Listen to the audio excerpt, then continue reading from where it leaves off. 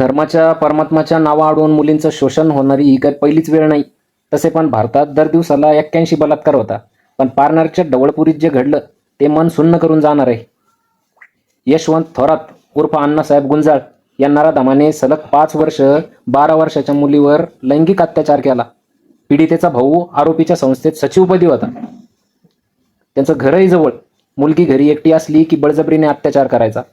मात्र 15 मार्च रोजी तिला नराधमाने फोन केला. मुलीने नकार दिल्यावर घरच्यांना मारण्याची धमकी दिली. शेवटी मुलगी घाबरून त्याच्याकडे गेली. तिथं गेल्यावर तिला बांबूने बेदम मारहाण केली. तिच्या शरीराला चटके दिले. छळानंतर सुद्धा तिचा बलात्कार केला.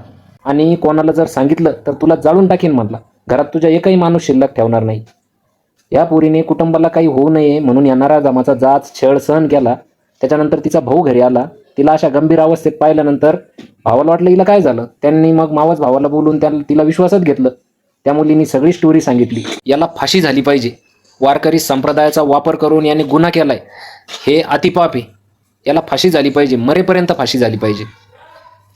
पण मला असं वाटतं याला काहीच होणार नाही. धर्माच्या गुंगीत गुंगलेले लोक आहे.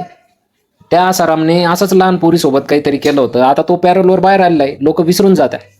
या बाबा बुवा अशी लागन तेवढे याच्या पुढे पण येत राहतील. कारण लोकच मूर्ख आहे, ज्यांना वाटते हे भडवे व्यासपीठावरून धर्म समजून सांगतील म्हणून. मूळ मुद्दा हा आहे, गोपीचंद पडळकर, नितेश राणे, संग्राम जगताप, महेश लांडगे यांचे तर अभिनंदन करायला पाहिजे. कारण यांनी फाशीची मागणी केली वाटतं त्या बाबाची. लाजा वाटल्या पाहिजे. कालपासून एकही प्रतिक्रिया दिली नाही या गोष्टीवरती. इथं कोणता जिहाद आहे सांगा ना म्हणा. जय हिंद, जय महाराष्ट्र.